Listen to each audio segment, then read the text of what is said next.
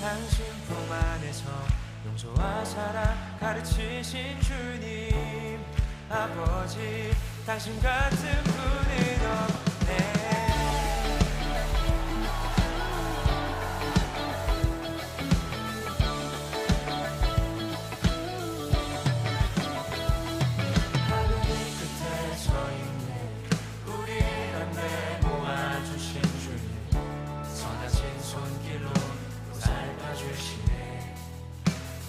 당신 품 안에서 용서와 사랑 가르치신 주님 아버지, 당신 같은 분은 없네. 이 날은 주의 날, 기쁨과 웃음 가득한 우리를 이끌어주신 당신을 찬양해. 이 날은 주의 날, 우리 살리신 주님, 내 마음에 당신의 집 세우시네.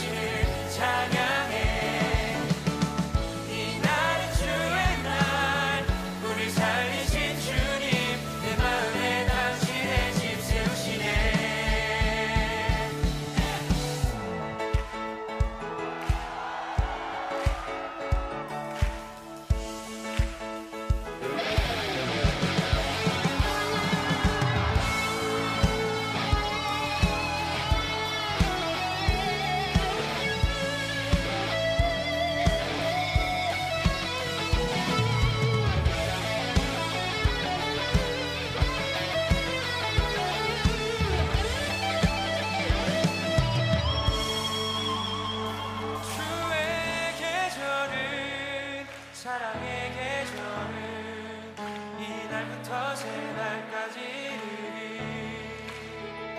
주의 계절은 사랑의 계절은 이날부터 새날까지 주의 계절은 사랑의 계절은 이날부터 새날까지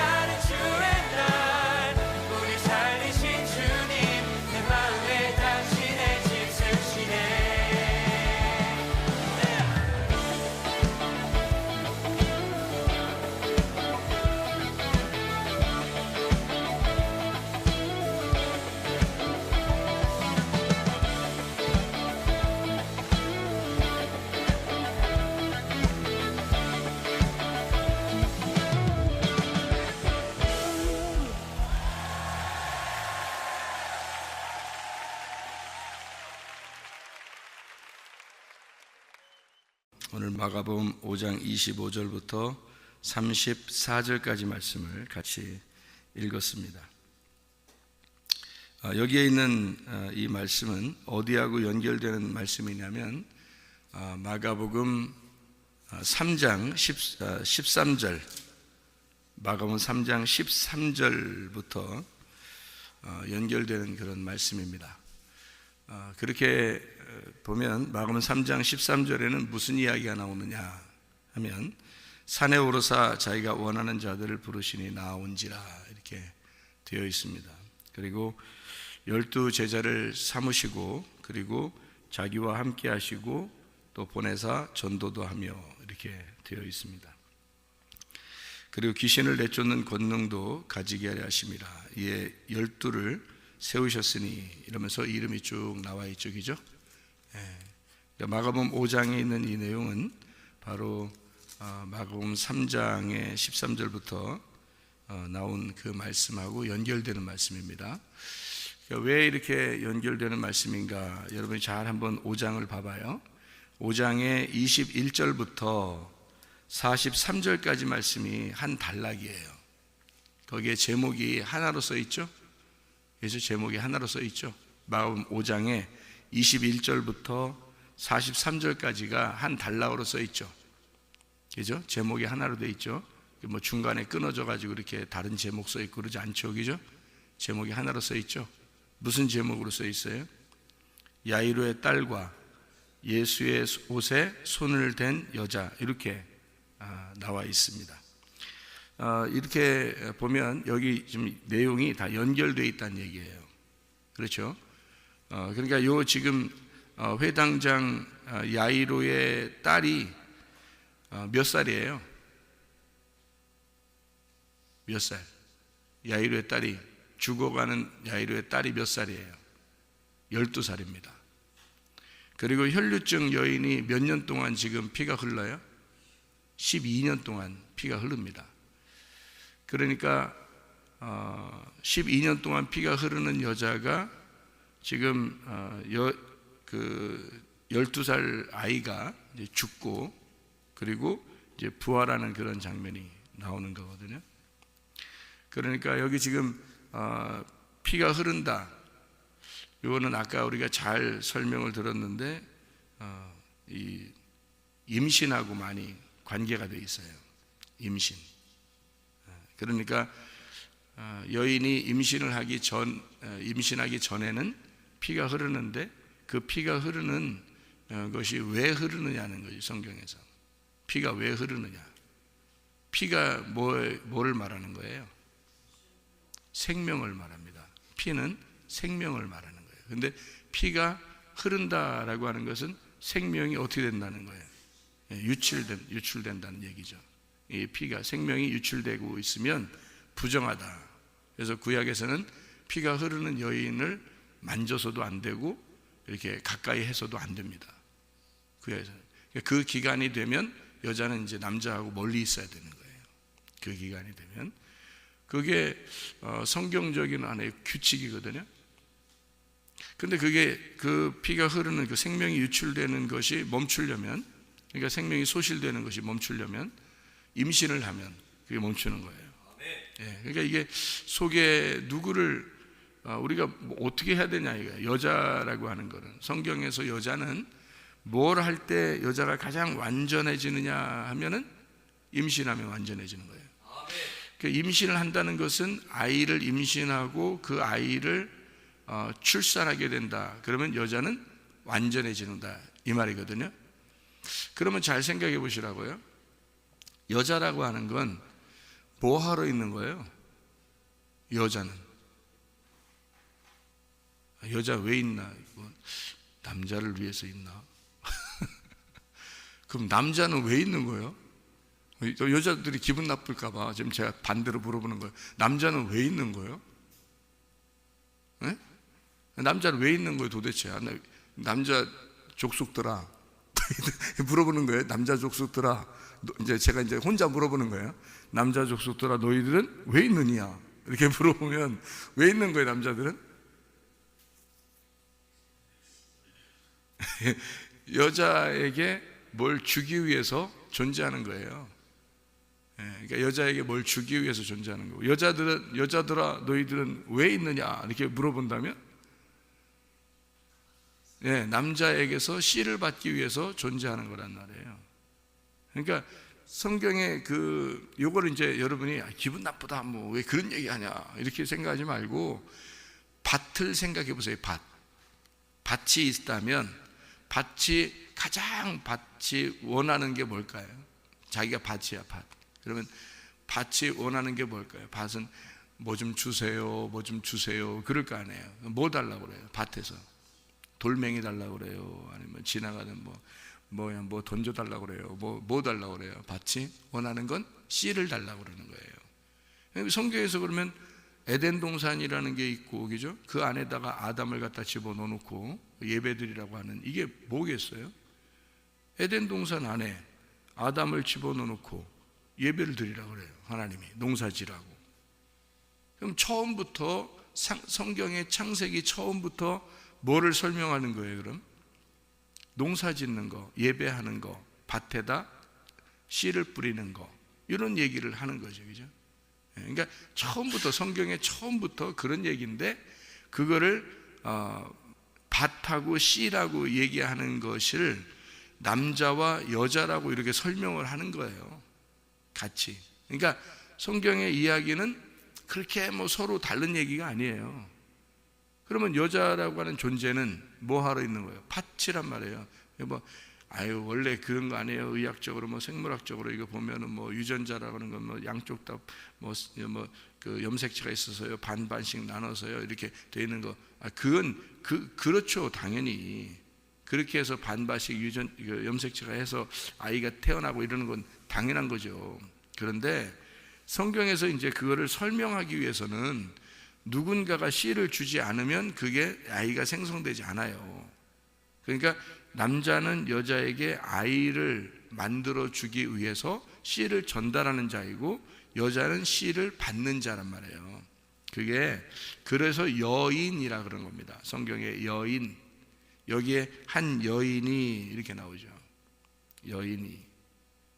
성경에 여인 그러면 나를 말하는 거예요. 성경에 여인 그러면 내 마음을 말하는 거예요. 그게 여인이라는 단어예요. 그러니까 여인이라는 게 곧 나의 마음을 얘기하는 것이다. 그게 뭐냐면 귀내입니다. 귀내라고 하는 이 단어가 한 여자라고 할 때 귀내라고 그러거든요. 그 귀내라고 그러면요, 씨를 받기 위해서 준비된 여자예요. 씨를 받기 위해서 준비된 여자. 그러니까 마리아도 귀내입니다. 한 여자예요. 마리아, 예수님을 잉태한 그 마리아도 귀내고요. 또 성경에 나오는 사마리아 여자도 귀내입니다. 그러니까 다 귀내예요. 그 여자라고 나오는 건. 뭐 향유가 깨트린 여자도 귀내고요. 다 여자는 귀내인데, 그 귀내는 씨를 받기 위해서 준비된 여자예요. 그러니까 이 여자는 지금 혈루 근원이 마르질 않아요. 계속 생명이 유출되고 피가 나오는데도 피가 안 멈추는 거예요. 그러면 이걸 멈출 수 있는 방법은 아이가 임신되는 방법밖에 없는데, 그럼 씨를 받아야 된다는 얘기거든요. 그렇죠? 그래서 이 여자가 예수님의 뒤에 와서 옷을 만지는 거예요. 그 말은 무슨 말이냐면, 자기의 그 생명이, 이 생명이 유출되지 않도록 나를 붙잡아 주세요, 그런 얘기거든요. 그래서 이 여자가 이 예수님의 그 옷을 만지는 거예요. 그 말은 실제로 뭐 병이 안 났었다 그런 게 아니죠. 실제로 병이 났었죠. 실제로 병이 났어요. 성경에 말하는 거는, 제가 말하는 건요, 여러분 잘 들어야 돼요. 성경에 무슨 의미가 있다 그러니까 진짜 의미만 있는 줄 알아요. 진짜 피가 말랐다니까요. 예수님 지나가실 때 예수님 옷 만져서 피 말랐어요. 실제로 났었습니다. 그리고 12살 먹은 그 아이 있잖아요. 그 아이가 실제로 살아났어요. 달리다 굼에서 실제로 살아난 거예요. 그러니까 죽음에서 부활한 겁니다. 예수님 만나면 죽었던 자가 살아나는 거예요. 예수 만나면 실제로. 이건 실제적인 이야기예요. 뭐 이렇게 그냥 이렇게 속에 내용을 쓰려고 한 것이다라고 하는 그런 말만 있는 게 아니고, 그런 말 물론 속에 내용이 있죠. 내용이 있는데 실제적으로도 죽은 자가 살아났다는 거죠. 그런데 예수님이 한 말을 잘 생각해 봐야죠. 여기서 예수님이 한 말을, 여기에 그 12살 먹은 아이가 죽었어요. 근데 잘 뒤에 이렇게 내용이 연결되기 때문에, 이게 12해를 혈루증으로 앓는 여인이, 그리고 그 아이가 12살 먹었는데 죽었다, 이제 그런 얘기거든요. 그러니까 피가 계속 나오면 어떻게 돼요? 피가 계속 나오면 죽거든요. 그러니까 연결된 얘기예요. 그러니까 지금 요 얘기는 어떤 이야기와 비슷한 거냐면요, 여기 12해를 혈루증으로 앓는 여인이 이 아이 12살 먹은 아이의 엄마라는 얘기예요. 잘 생각해봐요. 12살이잖아. 12해를 12년 동안 피가 나오고, 그러면 이 여자는 누구란 얘기예요? 누구 부인이란 얘기야?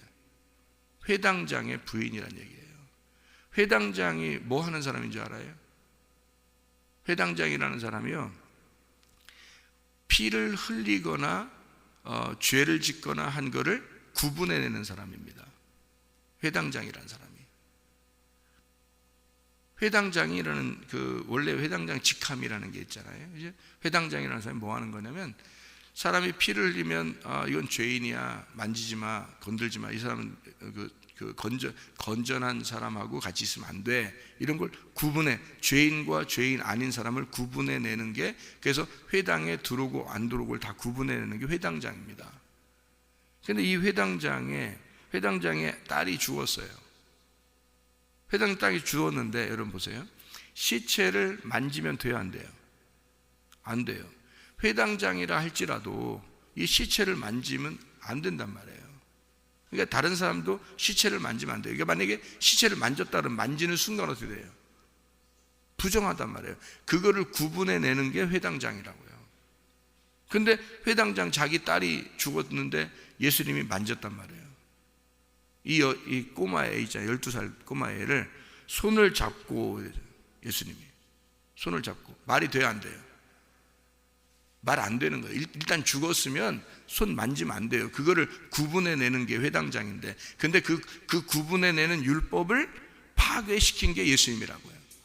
다시 말하면 그거를, 내가 이 12살 먹은 이 아이의 시체를 내가 만진다, 다시 말하면 죽음을, 이 아이의 죽음과 내가 맞바꾸겠다는 얘기거든요.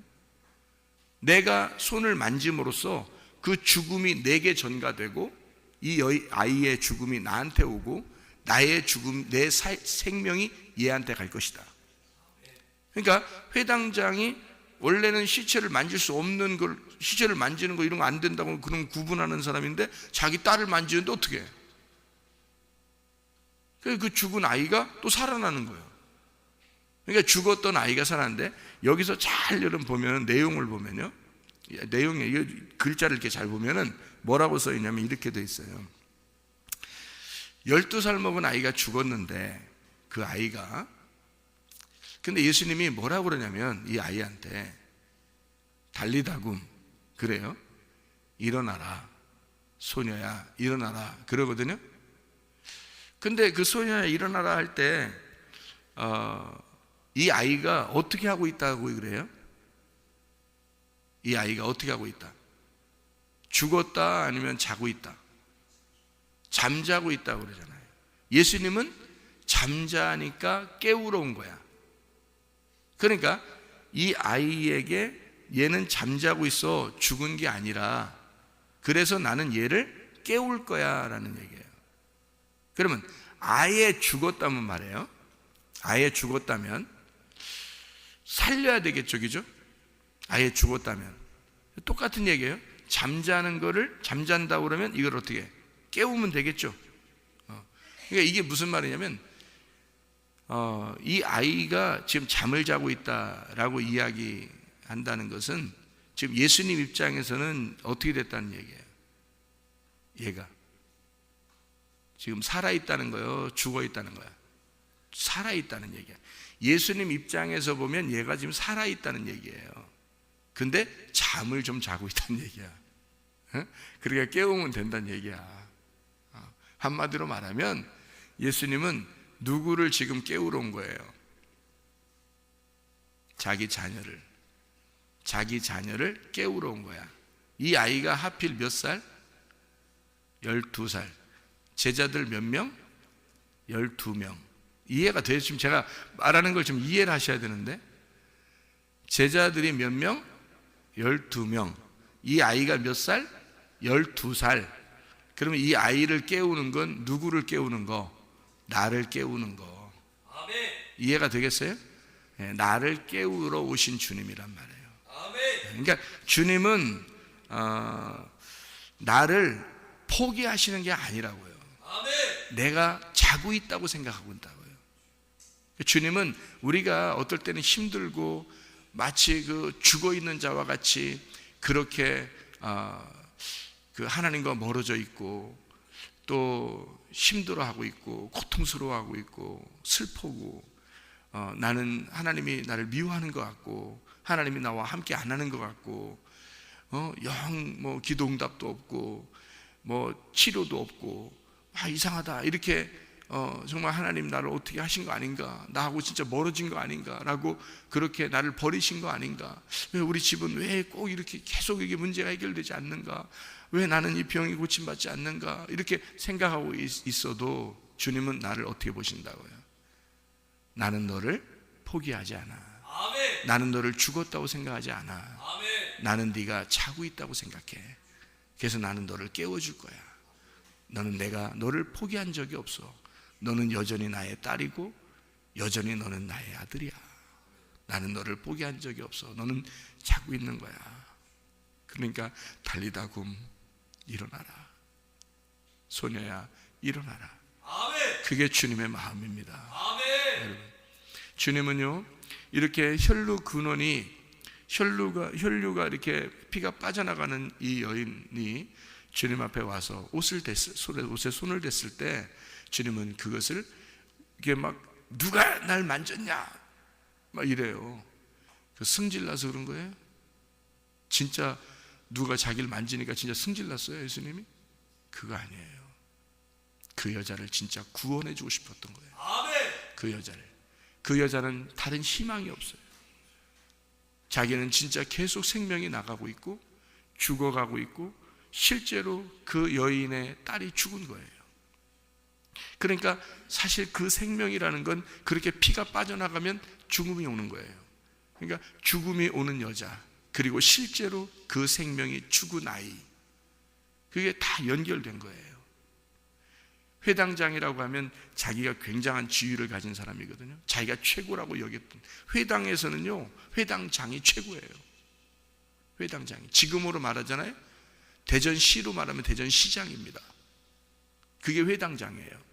그런 지위를 가진 자, 내가 최고라고 여겼던 자. 근데 그의 아내가 피가 계속 빠져나가요. 그의 딸이 죽었어요. 희망이 생겼어요? 희망이 하나도 없어요. 자기를 다 내려놓을 수밖에 없어요. 자기 딸이 죽으니까 그 시체를 만지는 예수님한테도 당신 부정합니다, 안 됩니다 라고 말할 수도 없어요. 그만큼 자기를 다 내려놓을 수밖에 없는 남자, 회당장. 그의 집안은 완전히 몰락한 겁니다. 그의 집안은 끝장난 거예요. 그런데 예수님의 그 가정을 살려주는 것입니다. 아멘. 예수가 와서 그 집안을 살려놓는 거예요. 아멘. 그래서 이 여자에게도 그 여자의 믿음을 보고 그 여자를 구원하고 싶어서 자기 옷에 만진 그 여자를 다시 찾는 거예요. 그러면서 그 여자를 찾을 때 특징이 하나 있어요. 그냥 찾으면 되잖아요. 여자가 어딨냐 하면서 레이저 같은 눈으로 쫙 둘러보면 금방 나타나. 어떤 여자가 만졌나 금방 알아. 무슨 말인지 알겠어요? 레이저로 자기 옷만 쫙 비춰도 말해요, 그 옷에 손 지문이 다 묻어 있어. 그러면 금방 알아. 너지? 이렇게 하면 금방 딱 답이 나오는 그런 장면인데, 예수님이 뭐라고 그러냐면 누구한테 물어봐요? 제자들한테 물어봐요. 희한하죠 이게, 그죠? 제자들한테. 제자들이 몇 명? 12명. 제자들한테 물어봐요. 누가 내게 손을 대었느냐? 너희들 아느냐? 그러니까 우리가 어떻게 알아요? 다 밀고 막 그러는데 뭐 사람이 얼마 많은데 이거 우리가 어떻게 알아요? 이렇게 또 거기서 또 예수님 몰라서 물어본 거예요. 예수님이 레이저 같은 눈이 없어서 몰라서 물어본 거예요. 다 알아요. 다 아는데 물어보는 거예요. 다시 말하면 너희들이 영적으로 깨어있느냐 그 말이에요. 영적으로 깨어있느냐, 너희들은 정말 믿음을 볼 수 있느냐 이거죠. 너희들 안에 진정한 믿음이 있느냐. 지금 이 혈류군은 지금 내 몸에 옷을 댄 이 여자의 믿음을 보고 싶죠. 그 믿음이 너희들에게는 있느냐. 너희들 누가 만졌는지 알겠느냐. 몰라요? 우리 몰라요. 뭘 모른다? 우리 몰라요. 그 말은 뭐예요? 나 죽었어요. 나 자고 있어요. 나 12살 소녀 이렇게 죽은 여자예요. 이거예요. 주님은 거기서 지금 다 깨우는 겁니다. 그죠? 그 집안을 통해서 제자들을 깨우는 거예요. 여러분의 심령은 어떻습니까? 주님 앞에 자고 있습니까? 주님은 여러분을 포기한 적이 없습니다. 아멘. 여러분 반드시 여러분을 깨우십니다. 아멘. 너는 내 아들이야. 너는 내 딸이야. 내가 너를 포기한 적이 없어. 아멘. 너를 깨우고 싶은 거야. 이게 다 그때 당시에 회당장, 그때 당시에 야이로의 딸, 그때 당시에 회당장의 부인, 이 혈루증 여인 그 얘기겠어요? 나의 얘기란 말이에요. 아멘. 주님의 제자인 나의 얘기란 말이에요. 하나님의 아들인 나의 얘기란 말이에요. 하나님의 딸인 우리들의 얘기란 말이에요. 아멘. 이 얘기는 다 우리를 깨우고 싶은, 하나님께서 나를 포기한 적이 없고 나를 여전히 사랑하고 계시는 그 주님의 마음을 여기다가 집어넣었단 말입니다. 아멘. 달리다굼, 소녀야 일어나라. 아멘. 나는 너를 죽었다고 생각하지 않는다. 너는 자고 있다. 잠시 자고 있는 것뿐이야. 너는 일어나야 돼. 아멘. 달리다굼, 너는 일어나라. 아멘. 소녀야 일어나라. 나는 너를 여전히 사랑하고 있다. 나는 너와 함께 있다. 너는 사람들이 볼 때는 죽었다고, 내가 죽은 너에게 손을 댔을 때 사람들은 비웃겠지만, 그러나 나는 너를 포기한 적이 없으니까, 나는 사람들이 생각할 때 그 죽은 자를 만진다고 할 때는 도저히 이 만진 그 사람도 부정하게 보는, 그 사람들이 비웃을 정도의 사람이라고 보겠지만, 그러나 나는 그걸 아랑곳하지 않아. 나는 너하고 나만 있는 거야. 사람들은 죽었다고 여기는 너하고 나만 있는 거야. 살려주는 나하고. 나는 너를 포기한 적이 없어. 달리다굼, 일어나야 돼. 너는 자고 있는 거야. 일어나야 돼. 아멘. 나는 여전히 너를 사랑하고 있고 나는 너와 늘 함께하고 있었어. 12명의 제자들과 12해를 혈류병을 앓는 여자와 12살이 된 이 소녀의 죽음, 주님은 여전히 우리와 함께 하십니다. 아멘. 주님은 여전히 우리와 함께 하시고 임마누엘 하고 계십니다. 아멘. 그 주님과 함께 동행하다가 주님 만나시기를 바랍니다. 아멘. 기도하겠습니다.